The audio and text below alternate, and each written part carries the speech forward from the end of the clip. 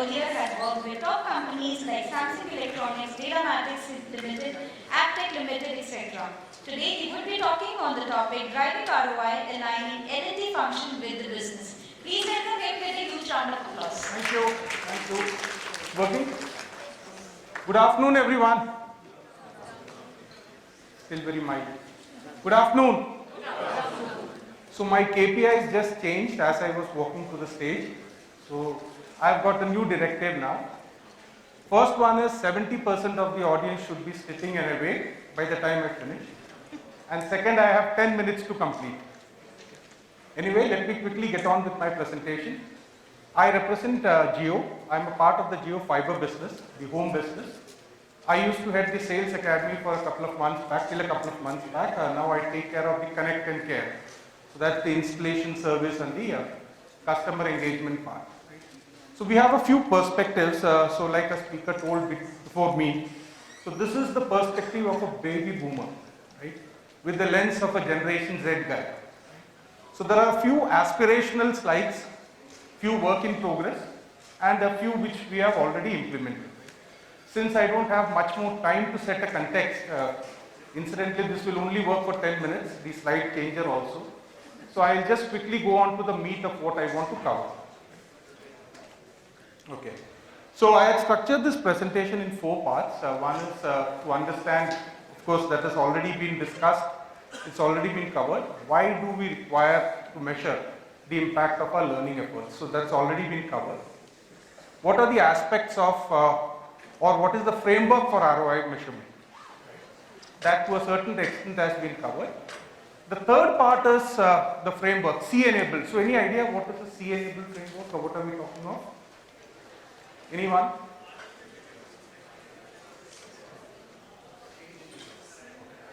So it could have been customer, it could have been changed, but here I am talking about competencies. So unless we go the C-enabled way or unless we drill down to competencies, we will not be able to measure the effectiveness of knowledge transfer.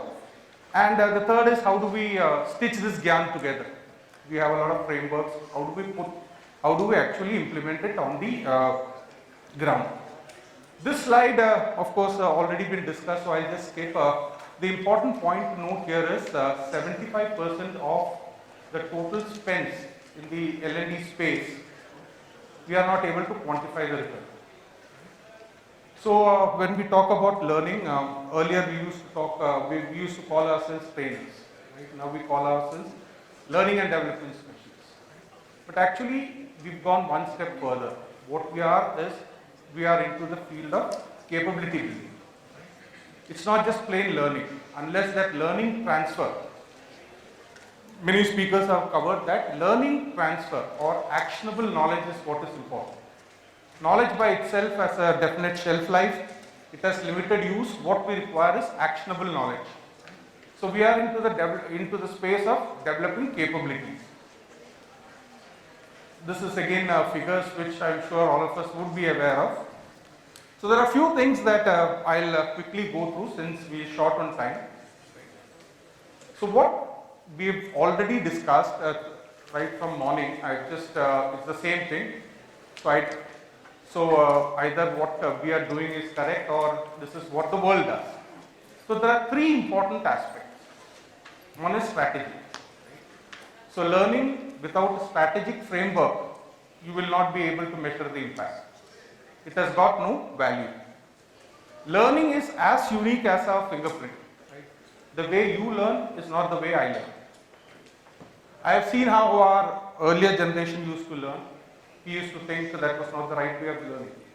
Now when I look at my kids, I feel what we have done, we could have done 100 times better. Right? So I think Harpreet spoke about having a YouTube. I mean, YouTube is a competitor to us.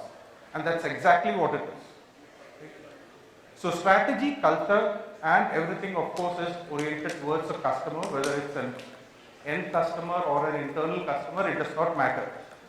So that's what we call as the scrap, the framework, that holds the entire L&D piece together, which helps us evaluate the effectiveness of knowledge transfer. What's important is the transfer of knowledge. So all the terms that we have been speaking of since morning, adaptability, speed to execution, harnessing and developing competencies, customer advantage, ROI, these are all interlinked. Right? It's not separate. So learning framework, there is nothing like off-the-shelf learning solution. There is no one size fits all. Right? You cannot say, you cannot take a framework that I use in my organization and try and fix it into your organization. It's all unique, right?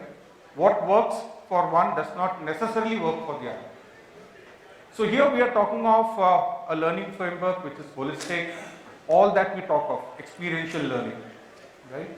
So we have to customize what we need to deliver. So there's a difference between good to know and need to know. Right? Good to know is always pull. The customer demands, on-demand learning. Right? Whereas need to know is a push. There has to be a framework associated with it. Second thing is, since I'm a part of the Connect and Care business, other than cognitive learning, there is also an element of motor skills. Right? So for example, if an engineer is going and connecting a broadband router at a customer premise, then what happens? There is motor skills. The connectorization part, right? That's a motor skill. So some organizations may not have any motor skill related training aspects.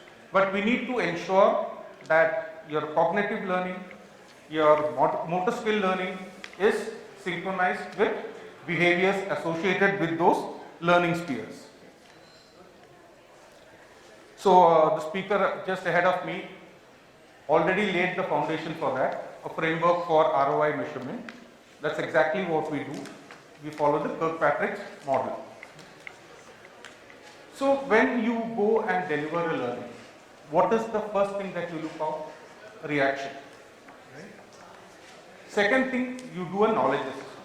But both these methods do not give you the actual impact or the actual transfer of knowledge. Right? So we have to go up the next level. The next level is, how does this learning transfer to on-the-job behavioral change? Right? That's what we need to measure. And finally, how is it linked to your KPI? So if I am taking in a fresher for a sales role, right? So I give him a background of the organization, I give him a product, I tell him how to sell. Basically, we give him a grounding on selling skills, right? Then how do I test that? So someone mentioned that earlier. Okay, I have a knowledge-based test. What next? What is the final outcome? Whether he is able to pitch and get a customer, right? So we can use technology to help us do that. So what I can do is I can ask him to record, I can give him a scenario, ask him to do a recording, a 3-minute video clip. I can get it uploaded. I do an AI-based, some keywords that we do, right? Grade it. Then get it through a panel. So that's one way. I know whether the learnings are put to use, whether it can be put to use, whether there is a transfer. What do I do next? I send him out onto the field. So I send him with an experienced guy. Right? He will be an observer. He sees how the customer engagement happens. He does that for 5 scenarios.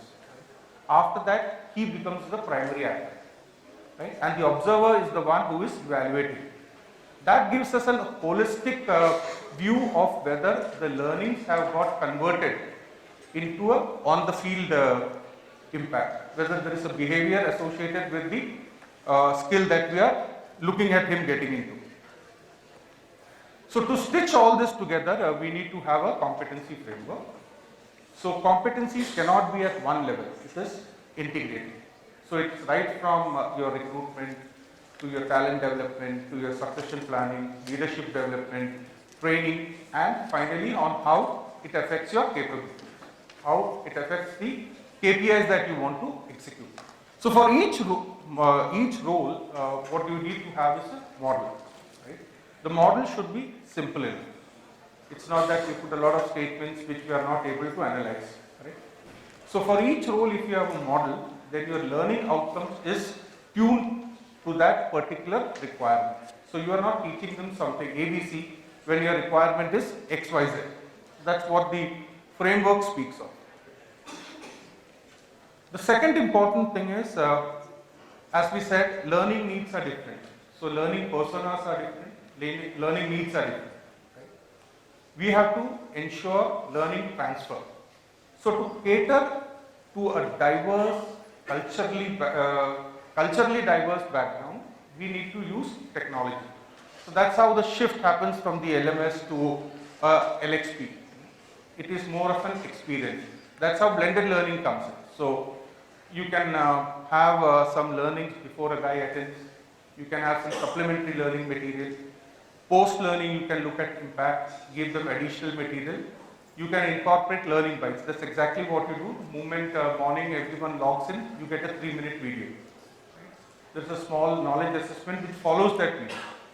And we track and see if after a series, so every month we'll have a theme. So this week the theme is probably handling customers with a technology background. Right? We see if there is any associated change in behaviors.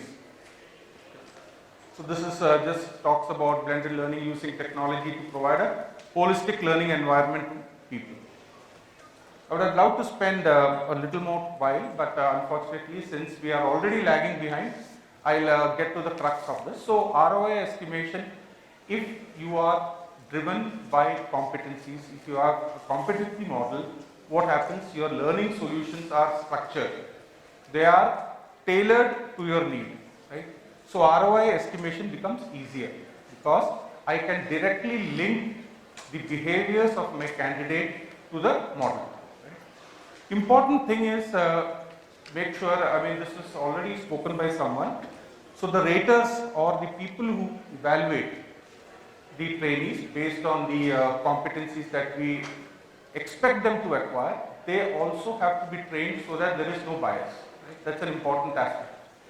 So if I rate a person as 3 out of 5 and you rate it as 4 out of 5, it does not work. Right? So that standardization, so the internal reliability and validity of your tool is very important here. And how do we tie it up all together? It's finally on the job impact, right? So we can directly tie it to what this achievement is. It's a sales guy, it's the number of customers here. Right? If it's a service guy, it's on the quality of installation. Whether a customer has made a complaint within the first 24 hours after an installation, first 3 days, first 7 days, first 10 days. So that's how you can estimate the impact of the training program that he has attended on the actual KPIs that you have. So what we normally do is when a person comes into our organization, we give them an induction training which is more about aligning him to the company policies, culture. Right? Then you have a cohort based ready for role training which takes care of the core competencies and behaviors that is expected. Right?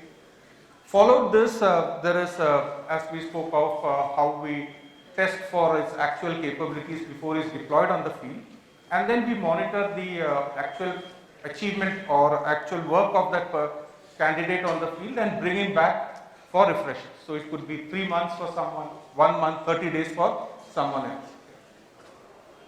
Thank you. So I didn't wait for your bell to come. Thanks a lot, Sudhir sir. I would request you to please stay back. I would like to invite on stage Mr. Saurabh from Capita to please come forward.